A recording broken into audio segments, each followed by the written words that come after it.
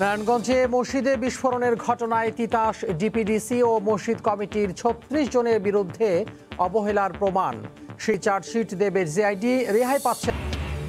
চট্টগ্রামে কাস্টমসের জব্দ করা মালামাল ছাড়িয়ে নিতে সংঘবদ্ধ চক্রের প্রতারণা। নকল করা হয় বাণিজ্য মন্ত্রণালয়ের একাধিক চিঠি, গা ঢাকা দিয়েছে জড়িতরা।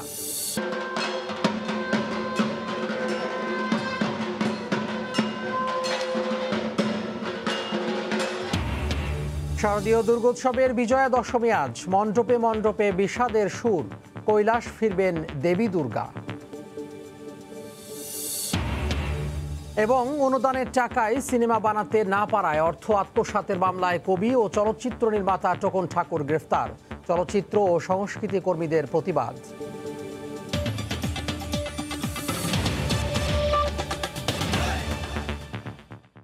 ভোরের সময় সঙ্গে আছি আমি তোহা খান তামিম।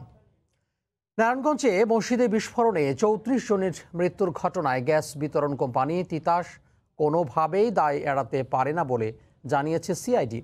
শিগগিরই তিতাস, ঢাকা বিদ্যুৎ বিতরণ কোম্পানি, ডিপিডিসি এবং মসজিদ কমিটির কমবেশি ৩৬ জনের বিরুদ্ধে অভিযোগপত্র দেয়া হবে।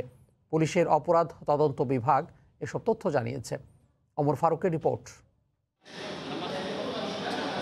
জমে থাকা গ্যাস, বৈদ্যুতিক সুইচের স্ফুলিঙ্গ পেয়ে নারায়ণগঞ্জের তল্লার বাইতুস-সালাত মসজিদে ভয়াবহ বিস্ফোরণ হয়। তদন্ত শেষে পুলিশের অপরাধ তদন্ত বিভাগ সিআইডি এমনটাই জানাচ্ছে। তারা আরও জানাচ্ছে, স্ফুলিঙ্গটি তৈরি হয় বিদ্যুৎ চলে যাওয়ায় অবৈধ লাইনের কাট আউট পরিবর্তন করায়। আর নিয়ম না মেনে মসজিদের বর্ধিত অংশ নির্মাণের সময় ক্ষতিগ্রস্ত তিতাসের লাইন থেকে জমে গ্যাস। টাকা নিয়ে অবৈধ বিদ্যুৎ লাইন দেয়ায় ডিপিডিসির 2 জন, গ্যাসের ক্ষতিগ্রস্ত লাইন সারাইয়ে ঘুষ দাবি এবং দায়িত্বে অবহেলার কারণে তিতাসের 8 জন এবং এসব অনিয়মে জড়িত থাকায় মসজিদ কমিটির 26 জনের দোষ পেয়েছে সিআইডি। তবে বিভাগীয় তদন্তে 4 প্রকৌশলী সহ নিজেদের 8 জনকে এরই মধ্যে তিতাস নির্দোষ দেখিয়ে শপথে বহাল করলেও সিআইডি প্রধান বলছেন তাতে তাদের শেষ রক্ষা হচ্ছে না।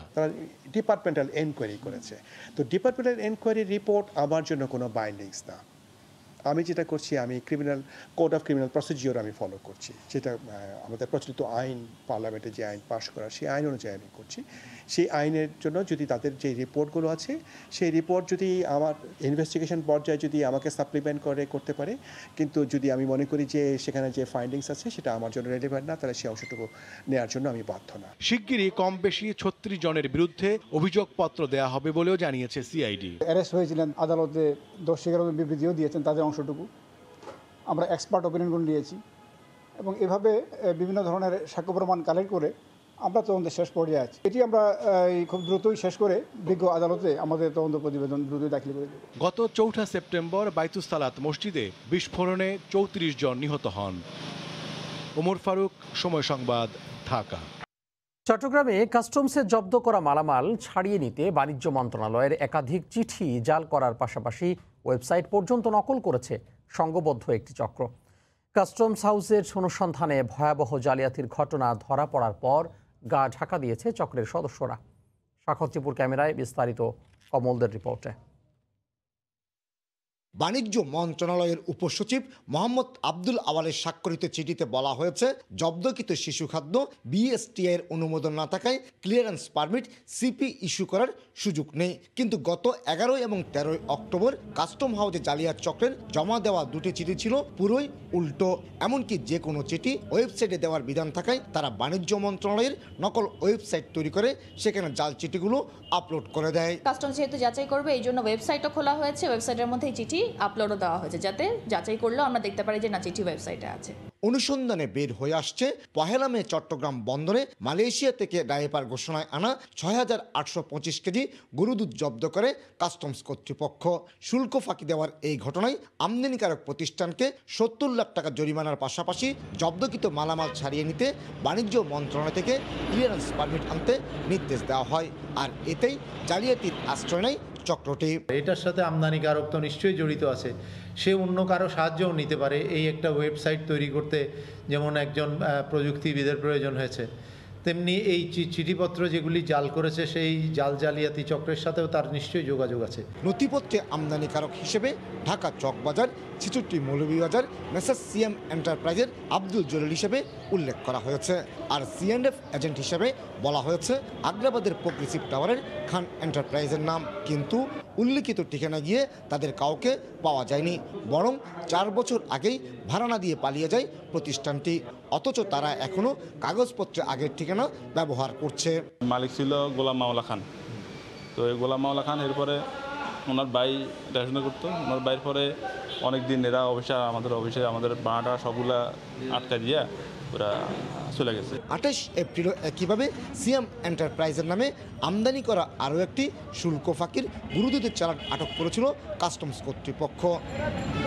কমল দে, সময় সংবাদ, চট্টগ্রাম।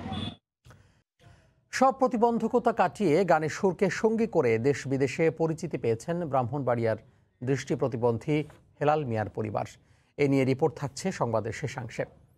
মার্কিন প্রেসিডেন্ট নির্বাচনের খবর। যুক্তরাষ্ট্রের প্রেসিডেন্ট নির্বাচনে শেষ মুহূর্তের জমজমাট প্রচারণা চলছে। ব্যস্ত সময় কাটাচ্ছেন ক্ষমতাসীন রিপাবলিকান ও বিরোধী ডেমোক্র্যাট প্রার্থীরা।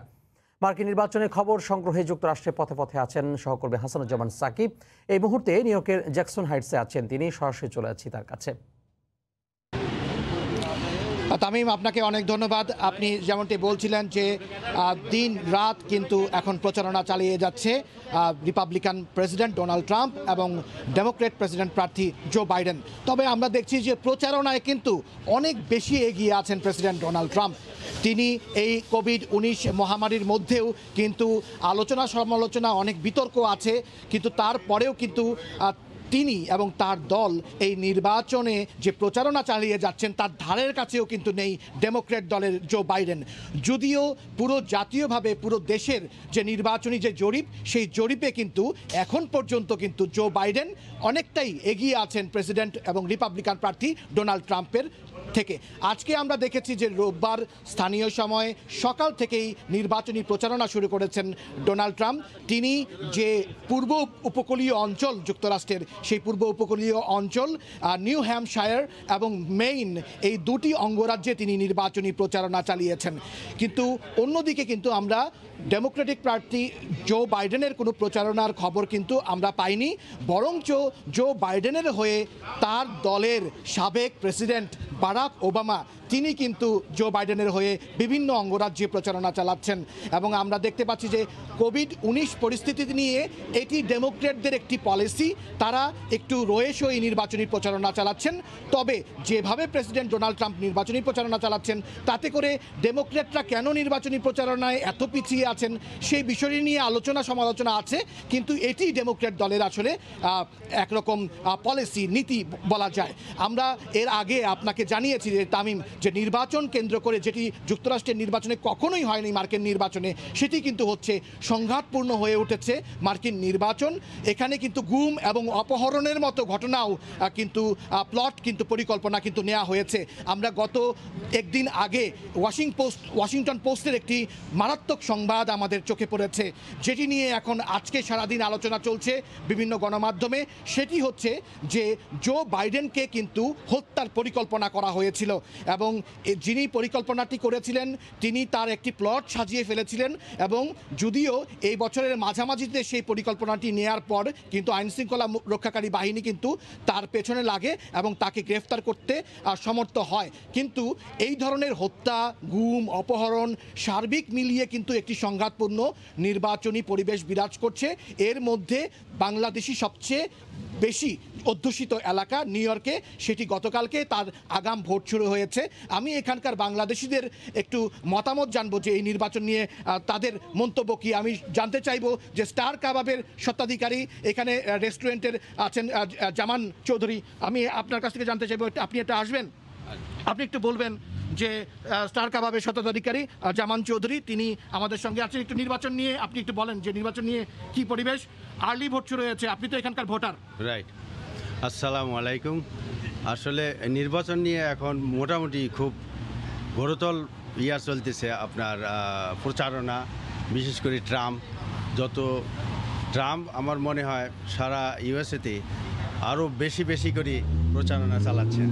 এবং জানি না ভবিষ্যতে কি হয়, তবে আশা রাখি আমরা মানুষ মাইন্ড সেট করে ফেলছে জো বাইডেনকেই দিবে মনে হয়। জি, আপনি তো এখানকার রেস্টুরেন্টের ব্যবসা করছেন, আমরা দেখছি যে বাংলাদেশিরা তারা এখানে চায়ের আড্ডায় নানান জায়গায় নির্বাচনী আলোচনা করছে, তো আপনি একটু বলবেন যে বাংলাদেশিদের মধ্যে এই নির্বাচন নিয়ে কি ভাবনা চিন্তা?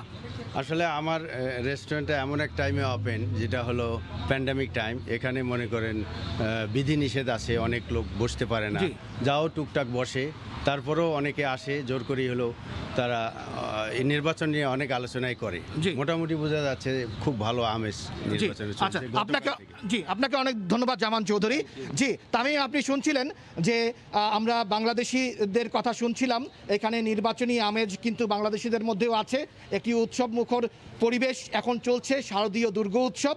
সেই দুর্গাপূজার উৎসবের আমেজ ততটা নেই, কারণ বিভিন্ন পূজা মণ্ডপে কিন্তু পূজা হচ্ছে না, কিন্তু তারপরেও নির্বাচনী যে পরিবেশ, যে আর্লি ভোট শুরু হয়েছে শনিবার থেকে, সেখানে কিন্তু উপচে পড়া ভিড় কিন্তু বিভিন্ন কেন্দ্রগুলোতে দেখা যাচ্ছে। এই ছিল আমার কাছে সর্বশেষ। তামিম, আপনাকে ধন্যবাদ। মার্কিন যুক্তরাষ্ট্রের নির্বাচনী খবর জানাতে নিউ ইয়র্কের জ্যাকসন হাইটস থেকে আমাদের সাথে যুক্ত হয়েছিলেন সহকর্মী হাসানুজ্জামান সাকিব। ভোরের সময় আরও থাকছে। 1 নভেম্বর থেকে মাধ্যমিক শ্রেণীর জন্য 30 দিনের সংক্ষিপ্ত সিলেবাস শুরু। স্কুল থেকে অ্যাসাইনমেন্ট সংগ্রহ করে জমা দিতে হবে শিক্ষার্থীদের।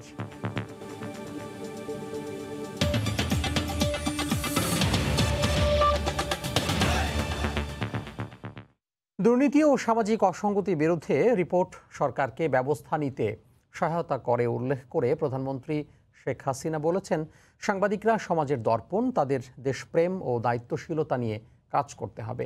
গতকাল সকালে ঢাকা রিপোর্টার্স ইউনিটির রজত জয়ন্তীর অনুষ্ঠানে ভিডিও কনফারেন্সে অংশ নিয়ে একথা বলেন প্রধানমন্ত্রী। তিনি বলেন, সন্ত্রাসী দুর্নীতিবাজ দলের কেউ হলেও ছাড় দেয়া হচ্ছে না। 2 যুগেরও বেশি সময় অতিবাহিত করে রজত জয়ন্তী উদযাপন করছে প্রতিবেদকদের সংগঠন ঢাকা রিপোর্টার্স ইউনিটি। এ আয়োজনের প্রধান অতিথি প্রধানমন্ত্রী শেখ হাসিনা। গণভবন থেকে ভার্চুয়ালি বর্ণাঢ্য আয়োজনে যোগ দেন তিনি। দেশের মানুষ প্রথম উপলব্ধি করেছে। বক্তব্যের শুরুতেই স্বাধীন গণমাধ্যমের বিকাশ ও সংবাদপত্রের সঙ্গে জাতির পিতার সংশ্লিষ্টতার বিভিন্ন দিক তুলে ধরেন প্রধানমন্ত্রী। সমালোচনা করেন 75 পরবর্তী সরকারগুলোর। একটা সময় আমাদের দেশে ছিল কি, যতই দুর্নীতি হোক, যতই অন্যায় হোক, সেগুলিকে ধামাচাপা দেওয়া হতো। আর সমস্যাগুলি ওই যে কথা বলে যে কার্পেটের নিচে লুকিয়ে রাখা। আমাদের সরকার কিন্তু আমরা তা করছি না।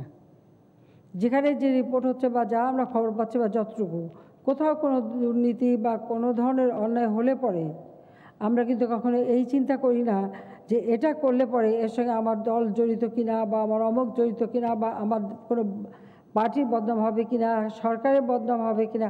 সরকার প্রধান বলেন, দুর্নীতির বা অসঙ্গতির কোনো রিপোর্ট সরকারকে ব্যবস্থা নিতে সহায়তা করে। দুর্নীতিবাজ দলের বড় পদের কোনো নেতা হলেও ছাড় দেওয়া হচ্ছে না উল্লেখ করেন তিনি। মানুষের কল্যাণের কথা চিন্তা করে আপনারা কাজ করবেন, কারণ এই রিপোর্টগুলি অনেক সহযোগিতা করে। আপনাদের রিপোর্ট পড়ে পড়ে বিভিন্ন পত্রিকা অনেক সময় অনেক ঘটনা আসে, সাথে সাথে কিন্তু আমরা সেই রিপোর্ট দেখেই কিন্তু অনেক মানুষকে, অনেক অসহায় মানুষের পাশে যেমন দাঁড়াই, আবার অনেক অন্যায় ঘটনা ঘটলে তার প্রতিকারও করতে পারি, অনেক দোষীকেও আমরা শাস্তি দিতে পারি এবং দিয়ে থাকি। হয়রানিমূলকভাবে যাতে সাংবাদিকদের গ্রেপ্তার করা না হয় সেদিকে লক্ষ্য রেখে আইন সংশোধন করা হয়েছে বলে উল্লেখ করেন প্রধানমন্ত্রী শেখ হাসিনা। একটু মামলা হলেই কিন্তু সাংবাদিকদের চট করে গ্রেপ্তার করে নেওয়া হতো। আমরা কিন্তু সেটাও পেনাল কোড সংশোধন করে দিয়েছি। আজহার লিমন, সময় সংবাদ, ঢাকা। মাস্ক ছাড়া কোনো সরকারি বেসরকারি অফিসে সেবা না দেওয়ার নির্দেশ দিয়েছে সরকার। গতকাল সকালে মন্ত্রিপরিষদের বৈঠকে এ বিষয়ে সিদ্ধান্ত হয়। বৈঠকে গণভবন থেকে ভিডিও কনফারেন্সে সভাপতিত্ব করেন প্রধানমন্ত্রী শেখ হাসিনা। বৈঠকে মুজিববর্ষ উপলক্ষে সংসদের বিশেষ অধিবেশনে রাষ্ট্রপতির ভাষণের সংশোধিত খসড়ার অনুমোদনও দেওয়া হয়। মন্ত্রিপরিষদ সচিব জানান, সরকারি সব অফিসে মাস্ক ছাড়া কাউকে প্রবেশ করতে দেয়া হবে না। এ বিষয়ে নো মাস্ক নো সার্ভিস নির্দেশনা দেওয়া হয়েছে। এছাড়া ধর্ষণের সর্বোচ্চ শাস্তি মৃত্যুদণ্ডের বিধান রেখে জারি করা অধ্যাদেশ আইনে পরিণত করতে নারী ও শিশু নির্যাতন দমন আইনের খসড়ায় চূড়ান্ত অনুমোদন দিয়েছে মন্ত্রিসভা। নারী ও শিশু নির্যাতন দমন সংশোধন আইন 2020-এর, তো ওটা তো যেহেতু তখন পার্লামেন্ট ছিল না, সেই জন্য ওটা তখন অর্ডিন্যান্স হিসেবে নিয়ে আসা হয়েছিল। আজকে সেই জিনিসটাই আর কি আইনের ড্রাফট হিসেবে উপস্থাপন করা হয়। ডিভিশনাল কমিশনারদেরকে অলরেডি ইনস্ট্রাকশনও দিয়ে দিছি, সব সরকারি বেসরকারি অফিসের বাইরে একদম বড় একটা ইসে দেওয়া থাকবে পোস্টারের মতন, যে মাস্ক ছাড়া কেউ প্রবেশ করতে পারবে না এবং মাস্ক ছাড়া কেউ এটা ব্যবহার করতে পারবে। 1 নভেম্বর থেকে মাধ্যমিক শ্রেণীর জন্য 30 দিনের সংক্ষিপ্ত সিলেবাস কার্যক্রম বাস্তবায়ন শুরু হচ্ছে। রোববার মাধ্যমিক ও উচ্চশিক্ষা অধিদপ্তরের মহাপরিচালক অধ্যাপক ডক্টর সৈয়দ গোলাম ফারুক স্বাক্ষরিত এ সংক্রান্ত নির্দেশনা জারি করা হয়। কোভিড-19 পরিস্থিতিতে স্থানান্তরিত শিক্ষার্থীরা যেখানে রয়েছে সেই এলাকার নিকটতম শিক্ষা প্রতিষ্ঠান থেকে অ্যাসাইনমেন্ট সংগ্রহ করতে এবং জমা দিতে পারবে। কোভিড-19 সংক্রমণ রোধ ও শিক্ষার্থীদের নিরাপত্তায় গত 17 মার্চ থেকে সারা দেশের সব শিক্ষা প্রতিষ্ঠান বন্ধ রয়েছে। কোভিড-19 পরিস্থিতির কারণে গত 21 অক্টোবর শিক্ষামন্ত্রী ডক্টর দীপু মনি মাধ্যমিকের বার্ষিক পরীক্ষা বাতিল করেন। ওই দিনই তিনি জানান 30 কার্যদিবসের জন্য সংক্ষিপ্ত সিলেবাস তৈরি করা হচ্ছে। অনলাইনে অথবা শারীরিক দূরত্ব বজায় রেখে সপ্তাহে একটি করে অ্যাসাইনমেন্ট শিক্ষার্থীদের দেয়া হবে। শিক্ষকরা তা মূল্যায়ন করে আদালতের আদেশের পর দেশে না ফেরার সিদ্ধান্ত জানিয়ে আদালতকে পিকে হালদারের চিঠি অধ্যতপূর্ণ বলে মনে করেন সংশ্লিষ্টরা। দুদক আইনজীবী বলেন, চিঠির ভাষা আদালত অবমাননাকর। অ্যাটর্নি জেনারেল বলছেন, কোনো পলাতক আসামি আত্মসমর্পণের আগে আইনি সহায়তা পেতে পারেন না। সবার আগে তাকে আত্মসমর্পণ করতে হবে। বর্তমানে কানাডায় অবস্থানকারী PK Halder international leasing and financial service লিমিটেডের থেকে 2,500 কোটি টাকা, ফার্স্ট ফাইন্যান্স থেকে 2,200 কোটি টাকা, পিপলস লিজিং থেকে 3,000 কোটি টাকা এবং রিলায়েন্স ফাইন্যান্স থেকে 2,500 কোটি টাকা আত্মসাৎ করেছেন। সব মিলে পিকে হালদারের আত্মসাতের অঙ্ক অন্তত 10,200 কোটি টাকা। এই অর্থ তিনি পাচার করেছেন বলেও অভিযোগ রয়েছে। গত 21 অক্টোবর দেশ থেকে 10,200 কোটি টাকা আত্মসাৎ করে পালানোর অভিযোগ থাকা প্রশান্ত কুমার হালদারকে দেশে আসা মাত্রই গ্রেফতার করতে আইন প্রয়োগকারী সংস্থাগুলোকে নির্দেশ দিয়েছেন হাইকোর্ট। সে অনুযায়ী ব্যবস্থা নিলেও শনিবার পিপলস লিজিং এর আইনজীবী অ্যাটর্নি জেনারেল অফিসকে জানান দেশে ফিরছেন না পিকে হালদার। তার পাঠানো চিঠিতে কোভিড আক্রান্তের কথা উল্লেখ করলেও কোনো সনদ সংযোজন করেননি। এছাড়া পলাতক আসামি হয়ে তিনি নিজে আদালতকে সময় জানিয়ে আসবেন এমন উল্লেখ অধ্যত্বপূর্ণ বলে মনে করেন দুদক আইনজীবী। আদালতের কাছে নিবেদন করবো আইজি পুলিশের মাধ্যমে ইন্টারপোলের কাছে যেন একটা অর্ডার যায় তাকে অ্যারেস্ট করে আনার জন্য। কত বড় অডাসিটি যে আদালতের কোনো লিখিত আদেশ আমি পাইনি। আপনি তো আদালতের পক্ষই না, আদালতের দৃষ্টিতে আপনি একজন পলাতক আসামি, কাজে আপনি আদালতের আদেশ পাবেন কিভাবে? এক নাম্বার 2, সে চিঠিতে আরেকটি কথা লিখেছে, তার সময় সুযোগ বুঝে পরবর্তীতে সে দিন তারিখ জানাবে। এটা তো আদালতকে সরাসরি অবমাননা করা হলো এবং এর জন্য দায়ী আমি মনে করি international leasing financing. Attorney general বলেন, কোনো পলাতক ব্যক্তি আত্মসমর্পণ করার আগে কোনো আইনি সুবিধা পেতে পারেন না, তাকে আত্মসমর্পণ করতে হবে। পলাতক ব্যক্তি কোনো ধরনের আইনি যে আশ্রয় নেওয়ার যে অধিকার সেটা তার থাকবে না। আগে তাকে কোর্টের কাছে সারেন্ডার করতে হবে, পরবর্তীতে সে যে কোনো পদক্ষেপ নিতে পারবে। ওয়ারেন্ট অফ অ্যারেস্ট থাকা অবস্থায় ওনাকে আসলে তো ওনাকে আইনানুগ ব্যবস্থা নিতে হবে। এয়ারপোর্টে নামার সাথে সাথে তাকে অ্যারেস্ট করে পুলিশ। সেই ক্ষেত্রে তো ওনাকে তামিল না করে ওনাদের অন্য কোনো উপায় নাই এবং আদালতও সেই আদেশ দিয়েছেন। এছাড়া আইন তার নিজ গতিতে চলবে বলেও জানান তিনি। আইনি প্রক্রিয়া ওনাকে। সেলিয়া সুলতানা, সময় সংবাদ, ঢাকা। সাভারে রাজশাহী বিশ্ববিদ্যালয়ের সাবেক শিক্ষার্থী মোস্তাফিজুর রহমানের হত্যার প্রতিবাদে মানববন্ধন করেছেন সাধারণ শিক্ষার্থীরা। গতকাল দুপুরে রাজশাহী বিশ্ববিদ্যালয়ের প্রধান ফটকের সামনে সাধারণ শিক্ষার্থীদের ব্যানারে মানববন্ধনে অংশ নেয় বিভিন্ন বিভাগের শিক্ষার্থীরা। মানববন্ধন থেকে তারা মোস্তাফিজুর হত্যার সাথে জড়িতদের দৃষ্টান্তমূলক শাস্তির দাবি করেন। পাশাপাশি ওই শিক্ষার্থীর পরিবারকে সরকারি সহায়তাও দাবি জানান তারা। এর আগে হত্যার প্রতিবাদ ও শাস্তির দাবিতে লাশ নিয়ে বিক্ষোভ করেন গ্রামবাসী। পরে নওপাড়া ইউনিয়ন পরিষদের সামনে মানববন্ধন করেন তারা।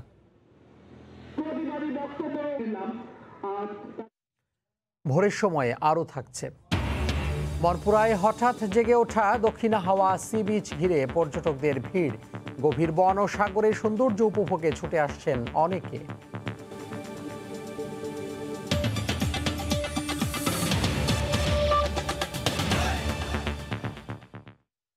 পদ্মা সেতুর আর বাকি মাত্র 1 কিলোমিটার। সেতুর 7 ও 8 নম্বর পিলারে 34তম স্প্যান বসানোর মধ্য দিয়ে দৃশ্যমান হলো 5 কিলোমিটারের বেশি। গতকাল এই স্প্যান বসানো হয়। 10 ডিসেম্বরের মধ্যে বাকি 7টি স্প্যান বসানোর প্রকল্প সংশ্লিষ্টদের। সাইফুল ইসলামের ছবিতে বিস্তারিত এহসান জুয়েলের রিপোর্টে। অন্যান্য দিন সকাল সকাল কাজ শুরু করলেও শনিবার খারাপ আবহাওয়ার কারণে বিকেল 4টার পর স্পেন দিয়ে রওনা দেয় ক্রেন। বিকেল 5টা নাগাদ নির্ধারিত পিলারের কাছে যাওয়া সম্ভব হলেও আলো স্বল্পতার কারণে স্পেন বসানোর কাজ স্থগিত করা হয়। রোববার সকালে দ্বিতীয় দিনের মতো কাজ শুরু। আগের দিন কাজ এগিয়ে রাখার সুফল আসে খুব দ্রুত। নদীতে স্পেনবাহী ক্রেনটি নোঙরের কাজ রাতেই সেরে রাখা হয়। সারা রাত পাহারা দেওয়ার কাজটা করে সেনাবাহিনীর সদস্যরা। সকাল 8:30টায় শুরু করে 10টার দিকে তুলে ফেলা সম্ভব হয় 34তম স্পেন।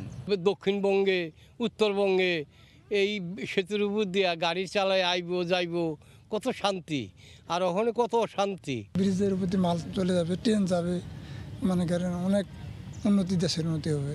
লক্ষ্য 10ই ডিসেম্বরের মধ্যে সব স্পেন বসানো। করোনা ও স্রোতের কারণে পিছিয়ে যাওয়া কাজে আনা হচ্ছে গতি। সব মিলে করোনাতেই আমরা বেশি ক্ষতিগ্রস্ত, আর যেহেতু বন্যাটা আমাদের প্রতি বছরই হয়, এটা আমরা মোটামুটি আমাদের জানা আছে।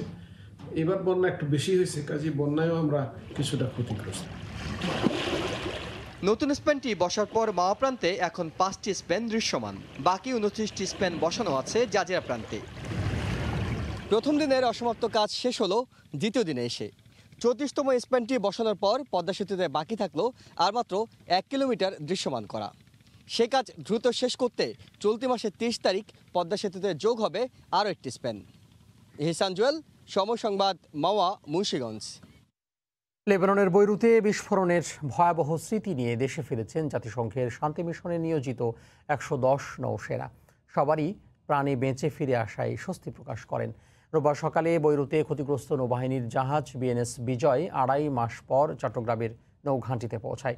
সাক্ষাৎপুর ক্যামেরায় বিস্তারিত কমলদের রিপোর্টে। এই সেই বিএনএস বিজয়। লেবাননের বৈরুত বন্দরে বিস্ফোরণে ক্ষতিগ্রস্ত হওয়ার পর এটি তুরস্ক নিয়ে মেরামত করা হয়। এরপর 6000 নটিক্যাল মাইল অর্থাৎ 10,020 কিলোমিটার সাগর পথ পাড়ি দিয়ে এটি এসে পৌঁছেছে চট্টগ্রামের ইশাখা নৌঘাঁটিতে। জাতিসংঘ শান্তিরক্ষা মিশনে নৌবাহিনীর সদস্যরা যে দৃঢ় মনোবল নিয়ে কাজ করছে, এটি তার আরেকটি প্রমাণ দিল। রোববার সকালে বিএনএস বিজয় উপস্থিত হয় চট্টগ্রামের ইশাখা নৌঘাঁটিতে। নৌবাহিনী প্রধান অ্যাডমিরাল এম শাহিন ইকবাল জাহাজটি গ্রহণ করে বিস্ফোরণে আহত নাবিকদের সাথে কথা বলেন। আমি জাহাজের প্রতিটি সদস্যদের প্রশংসা করছি। এই ঘটনায় আবারও প্রমাণিত হলো বাংলাদেশ নৌবাহিনীর উপর ন্যস্ত যে কোনো দায়িত্বের চ্যালেঞ্জ পেশাদারিত্বের সাথে মোকাবেলা করতে আমরা সক্ষম। ভয়াবহ এক স্মৃতি নিয়ে দেশে ফিরেন জাহাজটির 110 জন নাবিক। সবার মাঝে ছিল প্রাণে বেঁচে আসার স্বস্তি। অনেকে চেষ্টা করেও ভুলতে পারছেন না সেদিনের ঘটনা। বিস্ফোরণে মারা গেলে কি হয় সেটা মোটামুটি আমরা প্র্যাকটিক্যাল একটা এক্সপিরিয়েন্স নিয়ে আসলাম ওখান থেকে। তখন মনে হচ্ছিল যে এটা জীবনে একটা কি দেখলাম আর কি হচ্ছে। আমাদের 3-4 জন সেন্সলেস অবস্থায় পড়ে আছে, তাদেরকে আমি সরালাম। তারপরে আস্তে আস্তে আমাদের সকল লোকজনকে মাস্টারিং করলাম। 1 দশকের বেশি সময় ধরে লেবাননে জাতিসংঘ শান্তিরক্ষা মিশনে কাজ করছে বাংলাদেশ নৌবাহিনী। বিএনএস বিজয় ক্ষতিগ্রস্ত হয়, রিপ্লেসমেন্ট হিসেবে 9 আগস্ট পাঠানো হয় বিএনএস সংগ্রামকে। কমল দে, সময় সংবাদ, চট্টগ্রাম। আবহাওয়া স্বাভাবিক হওয়ার পর প্রবাল দ্বীপ সেন্ট মার্টিন থেকে টেকনাফ ফিরেছেন প্রায় 2 শতাধিক পর্যটক।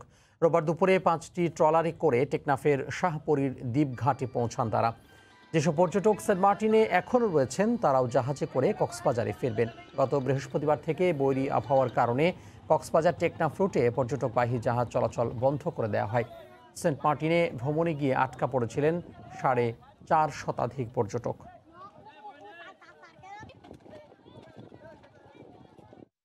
গত কয়েকদিনে টানা বৃষ্টিতে নিম্নাঞ্চল তলিয়ে বাগেরহাটের হাজার হাজার মানুষ পানিবন্দী হয়ে পড়েছেন। ভেসে গেছে হাজারের বেশি মাছের ঘের ও পুকুর। এতে প্রায় 5 কোটি টাকার ক্ষতি হয়েছে বলে দাবি সংশ্লিষ্টদের। বাগেরহাট প্রতিনিধি আলী আকবর টুটুলের পাঠানো ছবি নিয়ে রিপোর্ট।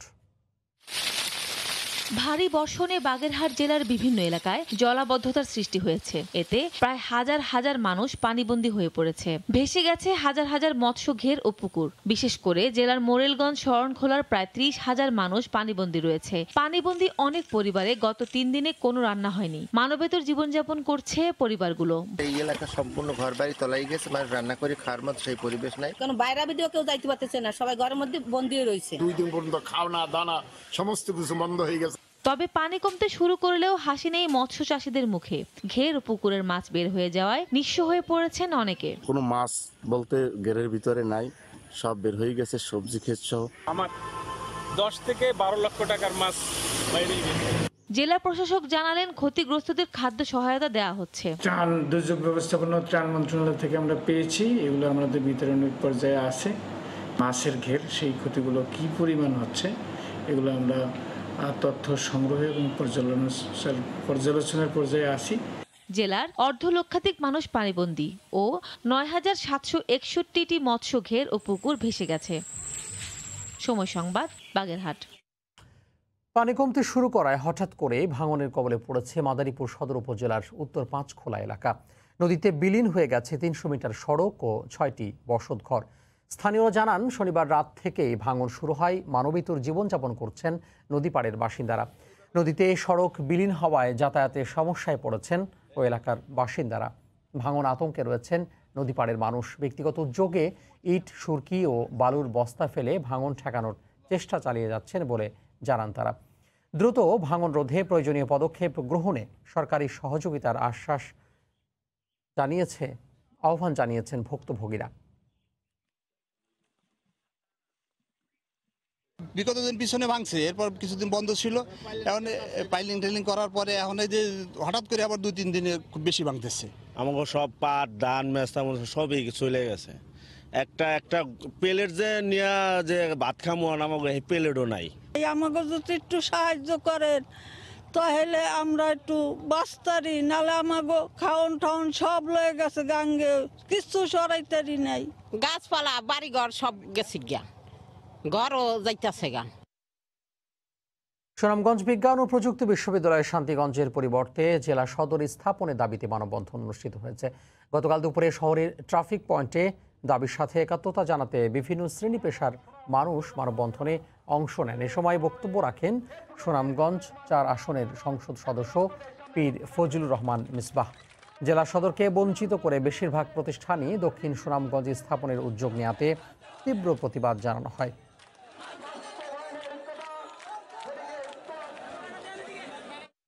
ভোরের সময় আরও থাকছে। ধর্ম নিয়ে বিরূপ মন্তব্যের জেরে ফ্রান্সের পণ্য বয়কটের ঘোষণা আরব বিশ্বের। আবারও ম্যাক্রোকে মানসিক চিকিৎসা নিতে বললেন এরদোয়ান।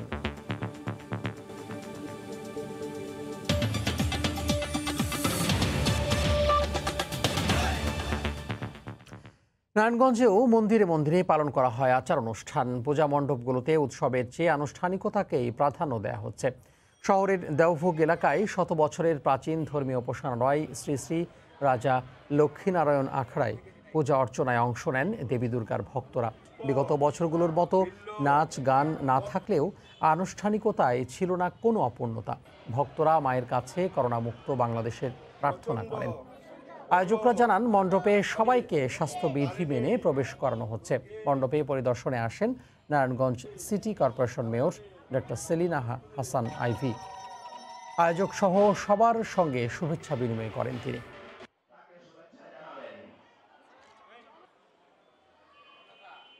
নির্যাতন, নিপীড়ন আর আইনের বেড়াজালে সাংবাদিকদের ভয়ে রাখা হচ্ছে বলে অভিযোগ করেছেন বিএনপি মহাসচিব মির্জা ফখরুল ইসলাম আলমগীর। গতকাল সকালে জাতীয় প্রেস ক্লাবে পেশাজীবী সমাবেশে একথা বলেন তিনি। ক্ষমতায় টিকে থাকতে নির্বাচন কমিশন ও সরকার মিলে নির্বাচনকে হাতিয়ার হিসাবে ব্যবহার করছে বলেও অভিযোগ করেন মির্জা ফখরুল। এই সরকার, আওয়ামী লীগের সরকার, তারা গণতন্ত্রে বিশ্বাস করেই না।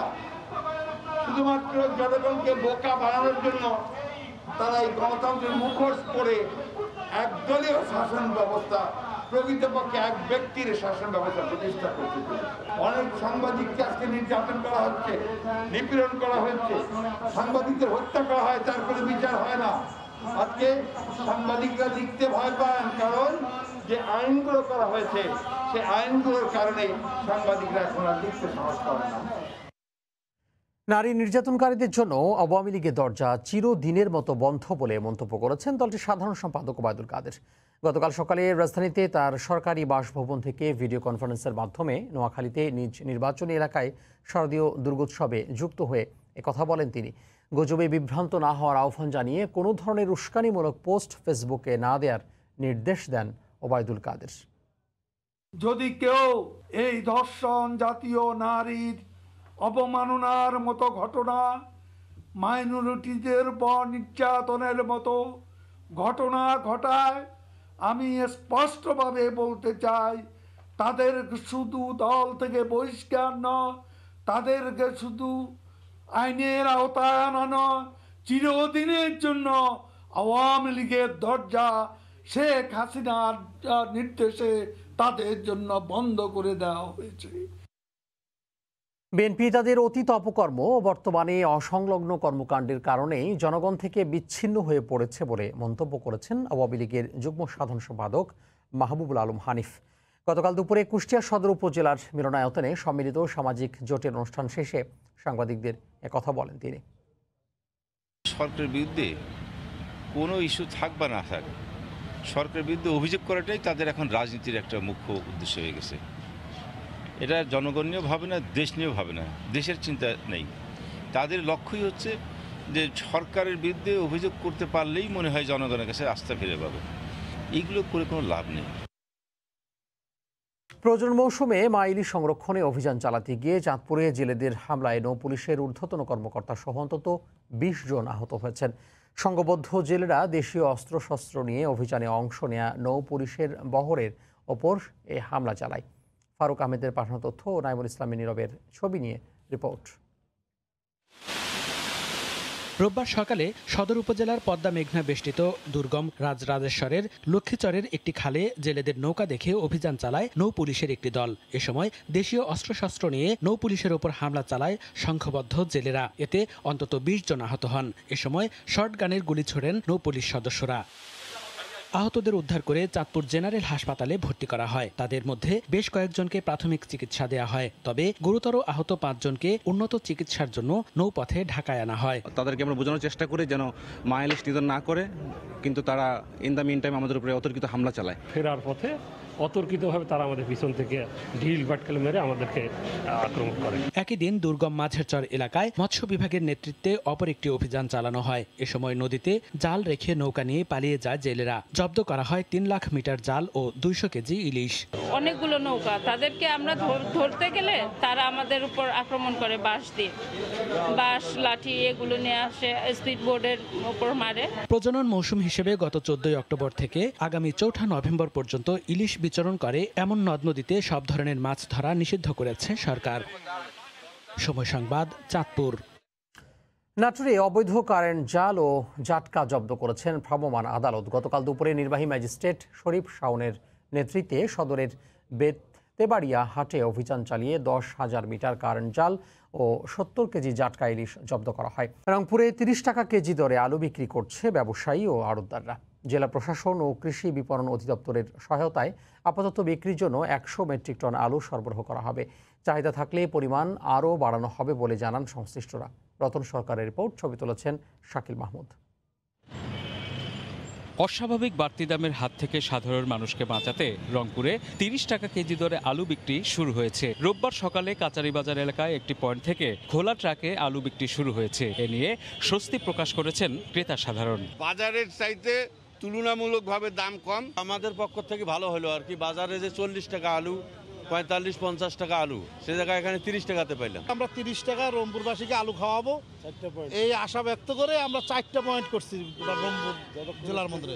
কৃষি বিপণন কর্তৃপক্ষ জানিয়েছে কোল্ড স্টোরেজ থেকে 25 টাকা দরে কিনে আপাতত 100 মেট্রিক টন আলু বিক্রির কথা বলা হয়েছে। তবে ব্যবসায়ী আড়তদাররা বলছেন কোল্ড স্টোরেজ যতদিন সরবরাহ করবে ততদিন তাদের বিক্রি করতে অসুবিধা হবে না। যদি সঠিকভাবে খুচরা পর্যায়ে মনিটরিংটা ভালোভাবে করে, ব্যবসায়ীদেরকে হয়রানি না করে, খুচরা বাজারগুলো ভালোভাবে মনিটরিং করে, তাহলে মনে হয় যে সরকার নির্ধারিত মূল্যে ইনশাল্লাহ সাধারণ মানুষ আলু ক্রয় করতে পারবে। নর্মাল যে আলুটা যেটা সবার জন্য গ্রহণযোগ্য সেটা 30 টাকা কেজিতে খুচরা পর্যায়ে 35 টাকা বিক্রির জন্য মনিটরিং করা হচ্ছে। আনুষ্ঠানিকভাবে এই কার্যক্রমের উদ্বোধন করেন জেলা প্রশাসক। সরকার টিসিবির মাধ্যমে আলু বিক্রি করছে, যেটা এখনো রংপুরে শুরু হয়নি। যেহেতু শুরু হয়নি, তার আগে আমাদের ব্যবসায়ী নেতৃবৃন্দ এই উদ্যোগ নিয়েছেন এবং তাদেরকে আমরা আন্তরিক ধন্যবাদ জানাই। প্রথম দিন একটি পয়েন্ট থেকে আলু বিক্রি শুরু হলেও পর্যায়ক্রমে আরও 3টি পয়েন্ট বাড়ানোর কথা জানিয়েছেন জেলা প্রশাসক। রতন সরকার, সময় সংবাদ, রংপুর। রাজশাহী নগরীর নওদাপাড়া আম চত্বরে ক্রেতা বিক্রেতাদের হাঁক ডাকে মুখর মাছের আড়ত। খাল বিল ও পুকুরে চাষ করা নানা ধরনের মাছের সরবরাহ বেড়েছে। এ বিষয়ে জানাতে সেখানে আছেন সহকর্মী সাইফুর রহমান রকি। আমরা সরাসরি যুক্ত হব তার সঙ্গে। রকি, মাছ বাজারের চিত্র আপনাদের দেখানোর চেষ্টা করব। মূলত নওদাপাড়া এটিকে আড়ত হিসেবে ব্যবহার করা হয়। রাজশাহীর যে আশেপাশের যে পুকুরগুলো আছে সেই পুকুরে যেসব মাছ চাষ করা হয় এই মাছগুলো নিয়ে সকালবেলা চলে আসা হয় এই আড়তে, এবং এই আড়তে হাক ডাকের মাধ্যমে সেগুলোর বেচা কেনা চলে। এখন আপনাদের সেই চিত্রটি দেখানোর চেষ্টা করব। আপনারা দেখছেন একেবারে তাজা মাছগুলো পুকুর থেকে নিয়ে এখানে আসা হয়েছে, এবং নানা ধরনের মাছ আসলে এখানে আমরা দেখতে পাচ্ছি। বিশেষ করে কই মাছ, পাঙ্গাস মাছ, সিলভার কাপ, নাইলন টিকা, খয়রা মাছ, এছাড়া বড় ধরনের কাতল আমরা দেখছি, এখানে মৃগেল আছে, বোয়াল, গ্লাস কাপ, নানা ধরনের মাছ এখানে আসলে আজকের বাজারে উঠেছে, এবং হরেক রকম দামেও সেগুলো বিক্রি হচ্ছে। মূলত আকার ভেদে সেগুলোর দাম কম বেশি হয়, এবং আজকের বাজারেও তাই হচ্ছে। আপনারা দেখতে পাচ্ছেন যে এখানে হাক ডাক চলছে, এবং কাপ জাতীয় মাছ এখন হাক ডাক চলছে। এই হাক ডাকের মাধ্যমে যে সর্বোচ্চ দাম দাতা হবে তার কাছেই এই মাছটি বিক্রি করা হবে। মূলত আজকে আমরা এখন পর্যন্ত যেটি দেখেছি যে এই নওদাপাড়া বাজারে কই মাছ 130 টাকা কেজি দরে বিক্রি হয়েছে। মূলত এটি পুকুরে চাষ করা কই মাছ। এছাড়া পাঙ্গাস মাছ সেটি আমরা 110 টাকা কেজি দরে বিক্রি হতে দেখলাম। এছাড়া সিলভার কাপ মাছ 95 টাকা কেজি দরে বিক্রি হয়েছে। নাইলন টিকা বিক্রি হয়েছে 80 টাকা কেজি দরে। এছাড়া আমরা বড় ধরনের যে কাতল 6 কেজিরও উপরে সেগুলো আমরা 325 টাকা কেজি দরে সেগুলো বিক্রি হতে দেখেছি। মৃগেল যেটি বিক্রি হয়েছে বড় সাইজের সেটি 240 কেজি। বোয়াল বিক্রি হয়েছে 180 টাকা কেজি দরে। গ্লাস কাপ যেগুলো 5 থেকে 6 কেজি ওজনের সেগুলো বিক্রি হয়েছে মূলত 220 টাকা কেজি দরে। আপনারা দেখছেন যে খুচরা কিছু মাছ এখানে আমরা দেখতে পাচ্ছি, সেগুলোর হাকডাক এখন আসলে চলছে। এছাড়াও কিন্তু আমরা যেটি আপনাদের জানিয়ে রাখি যে এখানে কিন্তু খাল বিলের কিছু মাছও এখানে ওঠে। বিশেষ করে আমরা খয়রা মাছ সহ বেশ কিছু ছোট মাছ কিন্তু আমরা এখানে দেখেছি বাজারে এসেছে, এবং সেগুলো খাল বিল থেকেই আসলে সংগ্রহ করা হয়েছে, এবং সেগুলোর চাহিদাও কিন্তু অনেক বেশি থাকে। আর আপনাদেরকে জানিয়ে রাখি যে এখানে আসলে একেবারে তাজা যে মাছ সেটি বিক্রি করা হচ্ছে, যে কারণে সবার আগ্রহটা কিন্তু অনেক বেশি, এবং এখানে পুকুর থেকে নিয়ে এসে তাজা মাছ দেশের বিভিন্ন প্রান্তেও কিন্তু চলে যাচ্ছে। পাশাপাশি এ ধরনের সংখ্যাও এখানে প্রচুর রয়েছে। আপনারা দেখেন যে খাল বিল থেকে কেনেন এবং তারা পরে সেটি নিয়ে খুচরা দামে বিক্রি করেন। এ ধরনের সংখ্যাও এখন প্রচুর রয়েছে। আপনারা দেখছেন এখানে যে খাল বিল থেকে পুঁটি যে মাছ সেটি এখানে উঠেছে, এবং সেই মাছের হাক ডাক চলছে। আমরা বেশ কয়েকজন আড়তদারের সাথে কথা বলেছি, তারা যেটি বলছেন যে প্রতিদিন সকাল 6টা থেকে তাদের এই আড়ত কিন্তু জমজমাট হয়ে ওঠে, এবং আশেপাশের যে পুকুরগুলোতে মাছ চাষ হয় সেইখান থেকে বিভিন্ন মালিকেরা তারা তাদের মাছ নিয়ে এখানে আসেন, এবং আড়তে এখানে হাক ডাকের মাধ্যমে তারা এই মাছগুলো বিক্রি করে থাকেন। এটি ওনাদের প্রতিদিনের যে কর্মযজ্ঞ সেটির মধ্যেই আসলে পড়ে। প্রায় 8টা পর্যন্ত এই বাজার জমজমাট থাকে। আপনারা দেখছেন বড় আকারের যে মাছগুলো সেগুলো এখন হাক ডাক হচ্ছে একে একে। আমরা মৃগেল দেখেছি। আসলে এই বাজারের বড় যেটি বৈশিষ্ট্য সেটি হলো মাছের দাম কিন্তু ওঠানামা করে আকারের ওপরে। মাছের আকার যতটা বড় হবে এর দামও কিন্তু ততটা বেড়ে আসবে, এমনটাই আসলে এখানকার যে সেটি আপনাদের আরও দেখানোর চেষ্টা করছি। এই বাজারের আর এক প্রান্তে আমরা সিলভার কাপ মাছ দেখছি, সেটিও কিন্তু আজকের বাজারে বিক্রি হয়েছে 95 থেকে কোনোটা 90 টাকা কেজি দরেও কিন্তু বিক্রি হয়েছে। রুই মাছ আছে, রুই মাছও এখানে বিক্রি হচ্ছে 120 আজকের যে দাম সেটি। পাশাপাশি ছোট কিছু মাছ আমরা এখানে দেখছি যেটি খয়রা মাছ হিসেবে পরিচিত। আপনারা দেখছেন এই মাছটি আজকের যে বাজার সেটি কিন্তু আমরা একটু চেষ্টা করব দু একজনের সাথে কথা বলার, তারা যদিও অনেক কর্মব্যস্ত। কি অবস্থা আজকে আপনি কোন মাছ নিলেন আর কত করে? তেলাপিয়া নিলাম। তেলাপিয়া কত করে আজকের বাজার?